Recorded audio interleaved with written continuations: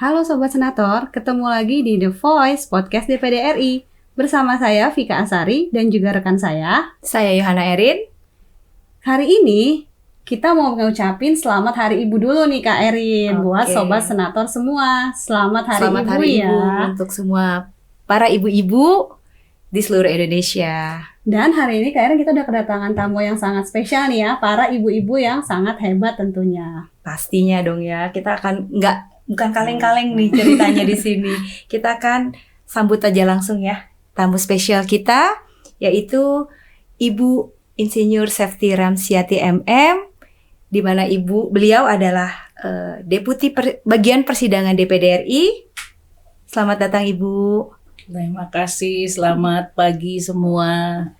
Dan satu lagi kita perkenalkan yaitu Ibu Sri Sundari, yaitu Inspektur DPD RI. Yang lengkapnya Ibu Dr. Sri Sundari SHMM. Selamat datang Ibu. Selamat pagi, selamat datang juga. Salam buat semua. Apa kabarnya nih Bu? Alhamdulillah. Senang banget hari ini kita udah kedatangan ibu-ibu hebat di podcast DPD RI ya. Nah Bu, sebenarnya kita mau tanya nih, bagaimana sih tanggapan Ibu terkait peringatan Hari Ibu itu sendiri? Kalau bicara Hari Ibu, kita kembali kepada histori. Secara histori bahwa image ibu atau perempuan di Indonesia itu lebih kepada melahirkan, mendidik, membesarkan, membangun generasi penerus bangsa. Itu historinya. Tadi juga di dalam upacara sambutan Menteri Pemberdayaan Perempuan Perlindungan Anak bilang bahwa lebih kepada reproduksi, artinya apa? Beranak pinak mendidik gitu ya. Nah, stigma ini yang sebetulnya yang harusnya tidak seperti itu. Karena kan kita tahu, kita sudah ribut masalah kesetaraan gender ya. Bahwa kita sejajar, kita ini. Tetapi pada prakteknya agak susah untuk bicara tentang setara itu. Contoh, secara aturan kita sudah jelas kok bahwa kita diperkenankan mau mengisi seluruh slot pekerjaan di seluruh unit, di seluruh bidang. Tapi nyatanya di DPD aja. Dari 3 eselon 1, oke, nggak masalah, 30%-nya terpenuhi. Tetapi untuk eselon 2 itu hanya dari 11 hanya terisi 3 ya, Bu ya. Hanya 3, artinya hanya 27% kurang lebih, belum sampai 30%. Makanya menurut saya bicara tentang Hari Ibu, kita harus lebih sebagai perempuan, kita harus lebih meningkatkan kapasitas, kapabilitas, dan kemampuan kita di dalam seluruh tatanan kehidupan di seluruh bidang-bidang. Paling tidak karena saya yakin bahwa perempuan itu tidak seperti yang di dalam histori itu hanya sekarang ini hanya melahirkan, mendidik anak, tapi kita juga harus bangga sebagai perempuan bahwa kitalah yang bisa membangun generasi penerus. Karena pendidikan pertama dari seorang anak bangsa adalah pendidikan di tangan ibunya. Sebelum dia masuk ke jenjang dari SD, TK, SD, SMP, SMA sampai dia kuliah. Tapi awalnya itu di dalam keluarga kecil itulah kita mendidik anak-anak bangsa ini. Jadi kalau saya bilang nasib bangsa ini ditentukan dari perempuan juga. Karena dia yang akan membangun dan membentuk generasi penerus bangsanya. Mungkin Mbak I ada tambahan. Silakan Mbak. Baik, terima kasih Bu Deputi, teman-teman semua. Selamat pagi buat para ibu-ibu Indonesia yang saat ini lagi merayakan Hari Ibu. Luar biasa pernyataan Bu Deputi tadi bahwa betul ibu itu memang ada perannya di rumah, ada perannya dia di kantor. Apa yang dia lakukan di rumah? Dia punya anak, punya suami. Nah, anak itu berhasil tidaknya di tangan ibu. Anak itu punya karakter baik, karakter jelek, karakter apa itu dari ibu. Begitu juga kita kalau di kantor. Nah, tadi Bu Deputi sudah menyampaikan presentasi ya. Itu nyata ya, Bu? Itu nyata, belum 30%. Itu nyata itu. Nah, mungkin sedikit menyinggung soal politik juga ya, Bu. Kita 30%. Artinya apa? Masih sedikit sekali peran perempuan di dalam hal pembangunan kita. Baik itu dari sisi politik, kemudian sisi di eksekutifnya tadi sudah disampaikan. Tapi balik lagi, saya sangat berbahagia pada hari ini sudah ketemu mbak-mbak juga nih, ya para ibu tentunya semua ya, Bu Deputi. Kita harus bangga bahwa kita perempuan, tapi kita juga mampu mendorong baik itu di keluarga ataupun di karir kita. Saya kira demikian dulu Bu Deputi informasi dari Itu saya tambahkan ya, seorang perempuan dia akan maju tuh tidak melulu diri dia, karena dukungan keluarga itu paling dominan. Itu pasti ya, Bu. Bayangkan kalau tidak didorong oleh keluarga, apa nggak berantakan? Pasti di-force kan? Ya. Nah, itu persoalannya. Artinya apa? Ketika tadi Mbak I bilang ada peran ganda perempuan di kantor dan di rumah. Jadi dukungan di rumah ini tinggi banget gitu untuk keberhasilan sosok seorang perempuan pastinya. Baik, Ibu. Tadi kan kita sudah berbicara tentang keterwakilan Perempuan ya, Bu ya. Baik yang belum memenuhi kuota 30%. Baik, itu kan legislatif ya. Iya, betul. Nah, sekarang ke pertanyaan dari kita nih, Bu. Bagaimana sih peran Ibu nih? Sebagai wanita karir dan sebagai ibu di rumah. Bagaimana Ibu berbagi perannya nih? Karena itu bukan sesuatu hal yang Mudah, gampang ya. Tadi saya Betul bilang, sekali, betul. peran keluarga itu penting. Memang agak susah memilah antara kita sebagai ibu di rumah dan sebagai pimpinan di satu unit organisasi. Yang pasti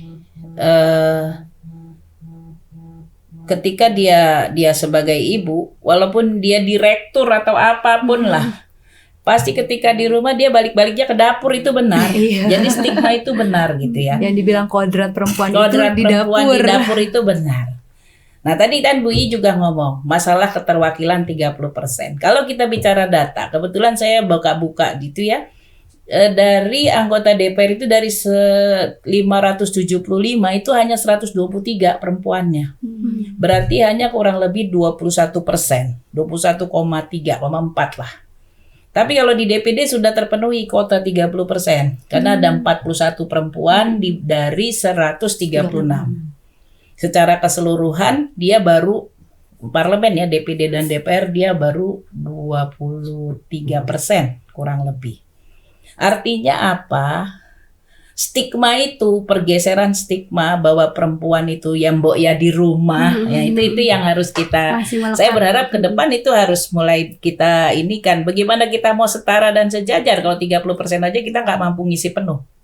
Slotnya ada, undang-undang mengatur silahkan kau isi sekian, tapi nyatanya kan rakyat yang memilih nggak percaya dia sama perempuan. Padahal saya yakin bahwa perempuan-perempuan itu lebih pekerja ya. Coba kita bayangkan, mungkin Mbak Bu Inspektur inilah, kalau kita lembur itu banyakkan perempuan yang mau ikut lembur. Artinya apa? Lebih tekun. Dengan ketekunan itulah kita bisa mampu pada posisi tertentu. Jadi membagi peran antara ibu dan sebagai pegawai, sebagai pimpinan di satu unit kerja, itu memang tidak mudah. Kadang di kantornya suntuk, habis ada persoalan besar, apalagi di lembaga politik, lembaga birokrat yang berada di ranah legislatif. Politiknya tinggi. Pasti akan terbawa di rumah. Suka tidak suka terbawa, walaupun secara teori kita belajar bahwa ketika di rumah ada stop kontak yang nih rumah klik, udah lupakan kantor, tuh teori. Prakteknya tetap terbawa. Cuma memang tergantung bagaimana kita memanage-nya. Memanage hati untuk mencoba seimbang antara kerja dan di rumah. Ya betul banget ya Bu. Jadi memang dukungan dari keluarga pun penting ya Bu ya. Dominan Sangat itu. penting. Bu, Iya. apa sih Bu kira-kira yang menghambat nih keterisian perempuan dalam bidang legislatif ini? Apakah memang hanya stigma atau juga mungkin dari sisi perempuan ini kurang pede nih Bu untuk menempati posisi di legislatif itu sendiri? Kalau bicara PD dan tidak PD itu memang kalau bicara yang nyalek perempuan banyak kan ya. Tapi kan pemilihnya lebih memilih yang bukan yang perempuan. Kembali lagi ke masyarakatnya Kembali Ibu ya. kepada stigma kalau saya yakin. Kalau bicara tidak PD menurut saya enggak lah. Banyak tokoh-tokoh perempuan kita, menteri kita perempuan aja banyak. Dan kebetulan hebat-hebat semua kan. Menteri-menteri perempuan pada posisi perekonomian semua. Jadi artinya bukan bicara PD dan tidak PD. Benar nggak Bu I? Silakan kalau ada tambahan. Baik, terima Masa kasih. tidak Bu. pede lah ya. Udah bukti ya. Kembali soal rumah tadi ya. Memang kalau soal di mana kita posisi kita selaku perempuan kita harus menempatkan. Kalau di rumah ya kita lagi di rumah, tetaplah dasteran ya, nggak bisa dihindari ya Bu, dasteran di rumah, perhatiin anak-anak dan lain-lain, terutama pendidikan anak-anak ya. Nah di kantor ya kita bekerja sesuai tugas kita. Nah kembali ke politik, perempuan di Indonesia nih hebat-hebat, serius hebat-hebat. Dan banyak sekali yang mengajukan seperti yang disampaikan Bu Deputi. Nah hanya mungkin di samping para pemilih, kemudian hokinya ya, hokinya kira-kira seperti apa di politik. Kalau untuk hebat, kepercayaan diri, motivasi itu tinggi sekali. Nah, untuk mudah-mudahan nanti di 2024 nih tercapai kuotanya nih. Dan para bapak-bapaknya benar-benar harus betul-betul jangan hanya lip service, memberikan ruang kepada perempuan, tapi benar-benar ini membantu, ikut juga berjuang bersama. Sehingga terpilih ya, sehingga paling tidak kuota 30% tercapai. Nah, berarti Kak Erin buat perempuan Indonesia semua jangan ragu ya kalau memang ingin menjadi di parlemen sendiri. Iya. Ya, betul. Karena itu dia ketersediaan kuota 30% Ya, sudah disediakan. itu. Dan Sudah belum tercapai ya, Ya, Bu, ya. semoga Slotnya ada, Iya. aturannya mengatur. Sudah ada ya Bu aturannya, sudah ada. Artinya tinggal kita mau dan tidak mau. Ya. Betul. Semoga harapannya ke depan di tahun 2024 ini ya Bu ya. Keterisian kuota 30% itu terpenuhi. Ya. Iya. Tinggal generasi-generasi muda lah, kalian-kalian yang masih pada kinclong dan ini, dan tentu saja pemirsa khususnya perempuan dan ibu-ibu dan perempuan, coba deh, menarik kok, seluruh bidang di sini sangat menarik dan menantang. Pasti ada tantangannya ya Bu ya. Betul. Baik, kalau gitu Mungkin terakhir nih, ya, apa pesan dan harapan Ibu untuk para perempuan Indonesia? Perempuan Indonesia. Jadi kalau saya berharap ke depan, tadi kan kita harus isi slot-slot kosong itu. Dan kita buktikan bahwa kita mampu dan kita bisa. Dan saya berharap bahwa perempuan Indonesia tidak sebagaimana stigma yang selama ini, dan dia juga harus mampu untuk bekerja di luar, karena kesempatan bekerja saat ini justru banyak slot dan kursi untuk perempuan dibanding laki-laki. Artinya silakan deh sahabat senator, terutama perempuan-perempuan yang ada di seluruh Indonesia yang masih muda dan masih berkarya, silahkan mengisi seluruh slot-slot yang ada di setiap bidang, termasuk di parlemen. Artinya, kita semua sebagai perempuan tentu saja harus mampu meningkatkan skill. Tidak hanya kapasitas kita saja, bukan hanya mendidik, menjaga anak, memasak, itu memang bukan pekerjaan mudah, itu juga susah. Tetapi harus kita tambah dengan skill lain paling tidak kita akan mampu mengisi slot-slot kosong yang sudah diatur di dalam undang-undang.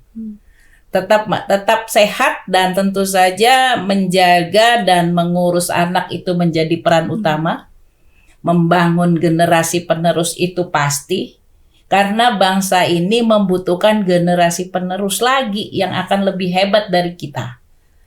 Terus jaga anak-anak, didik anak-anak, dan latih mereka untuk menjadi generasi penerus bangsa.